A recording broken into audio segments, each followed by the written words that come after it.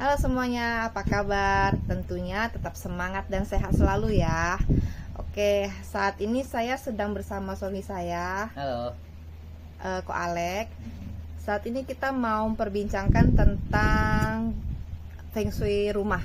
Nah, kan banyak nih milenial baru, pasangan-pasangan milenial baru yang lagi cari rumah, sibuk-sibuk cari rumah. Rumah apa yang mereka cari? Seperti misalnya rumah subsidi atau rumah mewah, atau ada lagi yang apartemen. Nah, kita tuh mau cari tahu sih yang cocok dengan kita itu bagaimana rumahnya. Kan gampang-gampang susah ya. Yang namanya nyari rumah itu kayak nyari pasangan hidup. Cie. Oke, langsung aja kita tanya langsung sama pakarnya. Gimana nih, kok? Susah isu ya cari pasangan hidup ya. Oke. Nah, sebenarnya periodik Feng Shui itu dia memang ada siklusnya ya. Sebenarnya Feng Shui itu ada siklusnya. Jadi secara perhitungannya untuk kita masuk sekarang tahun 2023 itu udah masuk masa akhirnya Pa Yun. Jadi tahun 2024 nanti kita udah masuk Jiu Yun. Jadi periode ke-9. Nah, Feng Shui periode ke-9 ini dia dominannya di selatan. Artinya apa? Gunungnya di selatan. Nah, Feng Shui-nya tuh hadapnya ke utara. Utara itu yang air. Jadi di mana orang bilang kalau yang di periode ke-9 itu harusnya adalah periodik ini yang bagusnya adalah yang menghadap ke utara atau yang menghadap ke air, seperti itu. Ini maksudnya menghadap apa nih? Rumahnya ya? Rumahnya Rumahnya. menghadap utara atau Utara. menghadap ke air. Betul. Berarti kalau misalnya mau beli rumah itu kita mesti pakai kompas dulu nih, cek utara yang mana ya, baru kita lihat rumahnya yang cocok yang mana gitu ya. Betul, bisa dengan kompas. Ini juga berlaku untuk apartemen juga berarti ya? Apartemen ini unik. Nah, apartemen itu kita nggak bisa lihat secara per kamar ya. Memang kita harus iya lihat benar. dari pintu utama si gedung apartemennya itu di mana, dia menghadap kemana. Memang bisa kita manipulatif, tanda kutip ya, manipulatif. Kita mengambil energi dari si kamarnya, karena apartemen kan lebih cenderung per kamar tuh.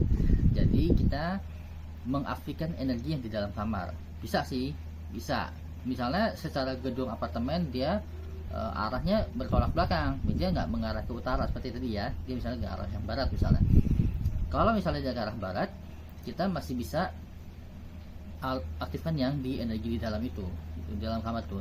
Sebenarnya walaupun misalnya apartemennya hadapnya barat misalnya ya, tapi justru ada orang-orang tertentu yang bisa cocok tinggal di situ. Jadi terutama untuk orang-orang yang golongan barat dia cocok. Jadi Feng Shui itu kadang memang mesti disesuaikan lagi dengan kecocokan orang ini. Ini orangnya termasuk tipe yang energi seperti apa supaya bisa cocok tempat rumah yang bisa membangun energi dia gitu loh. Menambah energi dia. Jadi maksudnya nggak semua orang itu bisa diambil yang utara, tapi bisa juga di barat. Jadi tergantung dari masing-masing ya. Berarti kita mesti tahu dong kita ini cocoknya di mana. Wah, itu berarti mesti teman-teman sendiri nih personal tanya sendiri langsung ke Ko Aleknya gitu.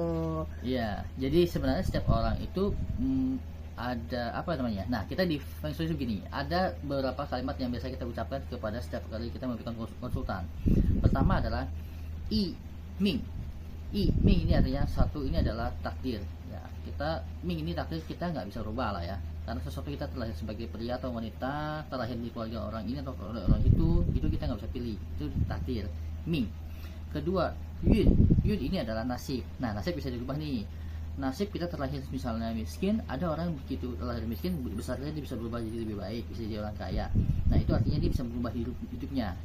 Yang ketiga adalah Feng Shui. Feng Shui bisa mempengaruhi supaya kita mendapatkan energi alam untuk menguatkan diri kita, energi kita.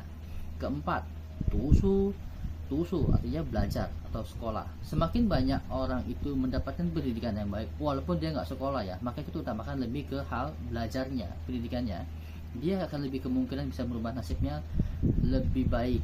Itu karena dia sudah punya pendidikan. Yang kelima adalah Kung Te. Kung Te itu artinya kebajikan. Semakin banyak orang ingin melakukan kebajikan, karma baik yang terkumpul itu menjadi pahala baik buat dia, bisa berbuah saat ini juga untuk dia itu merubah nasib dia jadi lebih baik lagi, seperti itu. Nah, Jadi pada intinya itu kita harus tahu dulu ya Feng Shui diri kita sendiri gitu ya, benar ya kok? betul. Jadi ada Feng Shui dalam diri kita masing-masing sebenarnya. Setiap orang punya energi masing-masing yang cocok buat kita itu seperti apa sih? cocok sama seperti jodoh. Orang cocok dengan orang tertentu. Kenapa sih ada orang yang ini udah pasti cocok banget sama orang lain, kayaknya nggak bagus, orang bilang ciong gitu kan ya. Nah sama dengan alam pun seperti itu. Kalau kamu tahu caranya, kamu bisa hidup selaras kok gitu loh. Kamu bisa mendapatkan hasil yang maksimal. Sama kayak kita bertanam padi lah. Kalau kamu tahu cara tanam padinya, kamu bisa dapat panen yang maksimal. Tapi kalau kamu nggak tahu cara tanamnya, yang pasti hasilnya nggak maksimal. Karena kamu nggak tahu tanamnya di musim hujan, ya habislah bibitnya, terbawa arus gitu kan. Tapi pada saat dia musim hujannya udah mulai reda, kamu mulai tanam, nah dia akan lebih, airnya cukup, matahari cukup. Awal-awal musim semi itu lebih bagus untuk tanam. Seperti itu. Oke, kalau gitu saya mau tanya dulu nih, contohnya aja nih kalau utara, berarti kalau kita menghadap bagian utara, itu gimana tuh cara ngelihatnya lagi selain utara dong? Jadi sebenarnya rumah yang sudah, misalnya kamu sudah terbit, dapat ini di tahun 2024 nanti ya, cari rumah yang hadap utara. Itu udah pasti dia sudah mendapat dukungan alam, periode 9 ini kurang lebih 20 tahun. Dari 2024 selama 20 tahun nanti sampai 2043 ya. Itu 20 tahun itu periode rumah yang menghadap ke utara itu bagus. Tinggal diaktifasi. Nah, bagian aktivasi itu ada teknik tersendiri. Nanti kita bisa bahas lebih detail itu ya. Itu kan biasanya perlu saya datang untuk kita aktifasi rumahnya gitu. Energinya kita aktifasi dari energi dapur ya. Oh, jadi poin utamanya itu adalah harus menghadap utara atau bagian air gitu tadi ya. Nanti selebihnya itu berarti mesti dilihat dulu kondisi rumahnya dari dapur, berarti pertama kali untuk berkunjung itu dari dapur Kita dicek dulu. aktifasi energinya. Oh, baru ntar dari depan terus ruang tamu dan sebagainya berarti ya. Itu udah hal yang berbeda lagi ya Lopo. Maaf saya kurang paham kalau kayak gitu. Oke, sekarang mau tanya nih, kan katanya kalau kita beli rumah itu kita mesti lihat melebar ke belakang atau melebar ke depan itu baiknya. Untuk melebar ya sebaiknya sih memang kalau bisa simetris ya.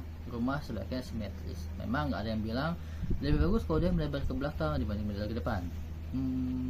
Ada yang bisa mendukung buat dia, betul, untuk kalau melebar ke belakang. Ada yang tidak. Kenapa? Karena kalau kita lihat lagi itu loh, ada yang memang orang sering bilangnya rumah yang melebar ke belakang bagus katanya buat anak cucu, terus rumahnya bisa mengandung energi itu bisa pada masa tua. Tetapi kalau di energinya itu misalnya feng shui-nya secara kita perhitungan ternyata melemahkan misalnya kaum pria, sedangkan prianya mencari nafkah, ya di masa tuanya dia akan kehilangan kekayaan, dia akan energinya nggak maksimal gitu di masa tua gitu. Jadi kayak gitu mesti baik lagi ya semuanya ke personal masing-masing gitu. Jadi mesti dilihat dulu dari feng shui-nya personal orang pribadi-pribadi yang tinggal di rumah tersebut gitu. Oke deh kalau begitu.